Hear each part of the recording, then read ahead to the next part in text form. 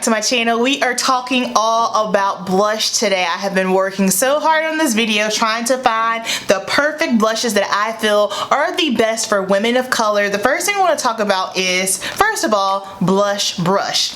If you saw my brush video last week, then you know I absolutely love the Morphe M105 blush. Like I stated, I feel like Morphe brushes are hit and miss. I feel like the eye brushes are good, but some of the face brushes, you know, it can be neither here nor there. However, this one I love.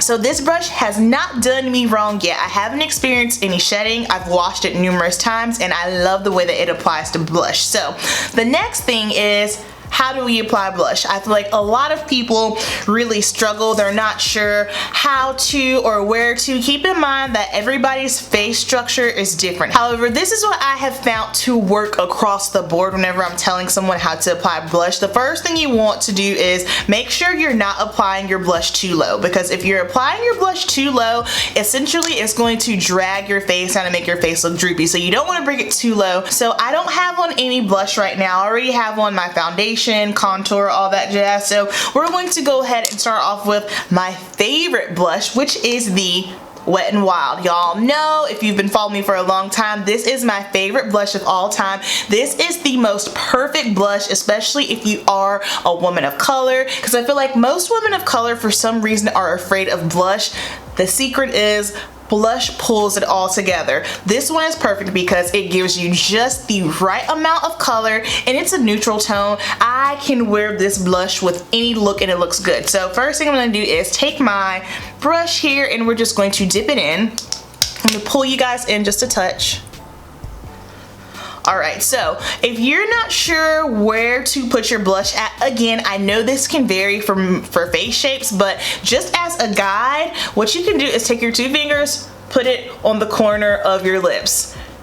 This is where your blush can go. So I'll go ahead and I'll just swirl it here and then I'll pull it back. Now some people like to do the old school trick and apply the blush as if they would apply their bronzer or contour. Honestly, I love that. I'm not mad at it at all. It just feels like, I feel like it kind of gives like an overall nice warmth to the face and just really pulls the look together. However, I feel like if you're someone who you feel like your blush kind of gets out of hand and you're not exactly sure of the placement, you can never go wrong with this trick. I did not come up with this. I learned this a long time ago and I'm just passing it along. Something that people do wrong is what they do is they tend to smile. So when you smile, you can see where your cheeks are, but then what happens when you're not smiling, your face drops down low. So if you do that, you can risk your blush going down a little bit too far. Now I've been wearing blush for a while now, so I don't do this method. I know exactly where to place mine. Something else I like to do is I'll just look at myself straight ahead in my mirror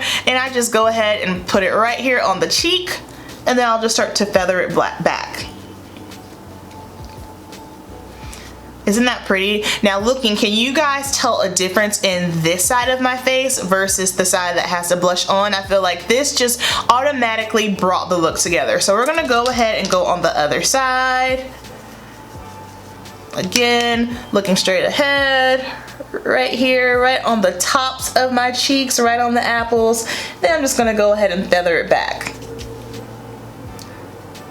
So getting it right on the top of that cheekbone is a pretty good place, because when you put it right on top, again, even if you do smile and you put it right on top, it's not going to drop down too far. Now if you put it like smack dab on the cheek and then you see how it kind of drops down, so making sure you're right on top and then just kind of feather back and boom.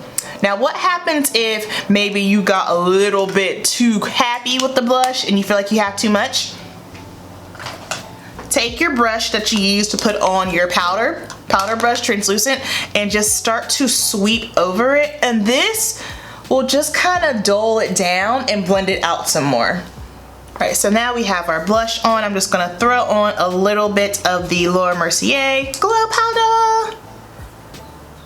Alright, now let's move on to the blushes. I do have clips of me putting on every blush I'm going to mention here, but just want to let you guys know that when I'm doing this, I do have on a bare face just simply because I'm doing blush swatches, and I felt like it was kind of ridiculous to put on a full face of foundation, show you a blush, wipe it off, and do it again. So when you see the blush, it will be on my bare skin. Just wanted to let you guys know that. So we already talked about the Wet n Wild in Mellow Wine. You can get this from Target. I believe this is $3, my absolute favorite. Also, this stays on all day long. I don't have any issues with it fading on me, and this blush is all matte. If you're someone who has texture or oily skin and you worry about anything with a little bit of shimmer reflex in it and you like all matte, this is a beautiful color. Alright, the next blush that we have here, this is a MAC blush. MAC makes bomb blushes, by the way. This is in the color Sketch. Now, when you look at this, it looks like a deep plum purple. So this is a blush that I keep in my kit, and the reason being is because it is versatile. I can use this on anyone with a deep complexion and it looks so beautiful on the cheeks. Or what I do when I use this, I use it as a contour. Now you're probably thinking, Amber, this looks purple, how can this be a contour? On my skin tone, when I put it just right here, this one, when I put it on the hollows of my cheeks, it is so deep that it almost doesn't even look purple on me. I love this. Now I will say, if you are going to use this for a contour, baby, use a light hand because she is pigmented. This is a beautiful shade. Another blush that I keep in my kit, this is MAC blush in Peach Twist. I love this because it's got that peachy corally tone to it, but it does have like a gold reflex to it. I don't mind blushes that have a little shimmer in it because, especially if I'm working on a client, let's say I'm working on someone with a little bit more mature skin, and I don't want to throw on highlighter just simply because highlighter on mature skin sometimes, not all the time, it can kind of just look too reflective, or it could be chunky with glitter just depending on what kind of highlighter you're using. But a blush with a slight shimmer in it, you're going to get the blush color that you want, and it'll give a little added glow. Love Peach Twist. I rock this on myself personally over the summer a ton. This next one is new to my collection. This is in the shade Swiss Chocolate. Again, this is another one of those that is very versatile.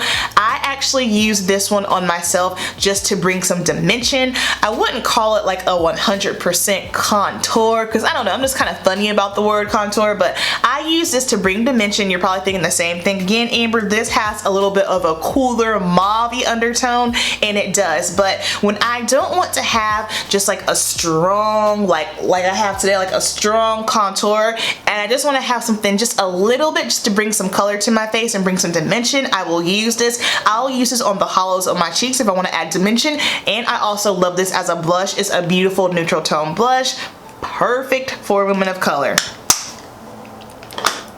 I feel like this next blush here, every black girl, if you wear blush, you have it and you like it. This is like a OG oldie but a goodie. MAC blush in Raisin. I absolutely love this. This is another one of those tones where no matter what your look is, you can put this on and it's just gonna pull it together. Rather you have a natural, a glam, you can be wearing a blue eye, a purple eye, no matter what, this is a blush that will work on you. It's beautiful. This next one is a MAC Mineralized Skin Finish. I know some people with lighter complexions use this as a bronzer and it looks bomb as a bronzer. I like to use this on me, especially on the summertime, just simply because it is very reminiscent of the Wet n Wild. As you can see, I dig the peachy corally blush tones. Those are my favorites. This next one is another MAC Mineralized Skin Finish in SunPower. As you can see, mine is almost gone. I love this on the summertime because one, my skin is a little bit deeper. I'll just take this and put it all over my cheeks and it has a glow to it and it looks beautiful. Again, if you're looking for some color with a slight glow within, this is a bomb, and it takes me a long time to run out of this. I've had this probably for almost a year and we're just now starting to hit the pan. So this is another great one. And then my last MAC blush here, this is another newbie, a oldie but a goodie, MAC Sweetest Cocoa. I love this one because this can actually act as a bronzer on my skin tone. If you are deeper than me, this will act as a highlight. And I like this because it's a brown tone. You guys know I love brown tone lips, brown tone everything, but this has just like the slightest little bit of reflex in it, and it's like a golden bronzy tone. It is so beautiful on the skin. Again, perfect for deeper complexions. So beautiful. Now these next two blushes are probably going to scare a couple of people, but just hold on, hear me out, okay? This one has been my current favorite. I have been rocking it out like no other. This is NYX powder blush in the shade Cinnamon. Look at this. Okay, so here's the gig. These tones, don't be afraid. My shade and deeper, it just does something to the look. I swear when I put this blush on, it just takes my makeup from 0 to 1,000 instantly. In fact, I'm gonna go ahead and put a little bit of this on over what I currently have on, don't mind me, so that way you guys can see. And I'm just gonna go ahead and swirl my brush in, and it just really, it's gonna bring some true color to my skin. And I feel like on deeper complexions, this just looks so nice and flirty and alive. It makes you look alive. It just takes the look up. It amps it up. So this is what it looks like. I'm gonna go ahead and throw some more on over here. I already fed them. Pretty. I purchased mine off of Amazon. I couldn't find it in Ulta when I went searching for it the other day, but this is a beautiful one. And then, whoa, another one that I have here, I keep this one in my client kit. This is Sephora collection blush in the shade Oh My Gosh. If you caught my bold eyeshadow look for Women of Color yesterday, then you saw me using this on my model Cherise. This is beautiful. Again, these two are very similar in tone. I think this one might pull just a touch more red.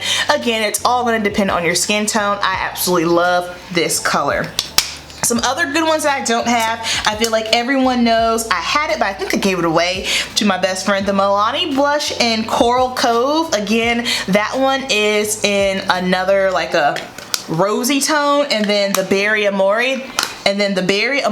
That's a really good one. Again, it's almost like the shade of the Razin blush here, but it has a little bit more of a shimmer reflex in it. Beautiful blush. So I hope you guys enjoyed my blush recommendations. Let me know down below if you plan on trying any of them out. Also tell me if you have already tried some of them out. And for foundation, I have on the Nars Natural Radiant Longwear Foundation. I have been loving this foundation. I've been testing it out for a week, and oh my gosh. So you'll probably see it appearing a lot. Alright guys, thank you so much for watching. You know the deal. Keep it simple, and I'll see you in my next video. Peace.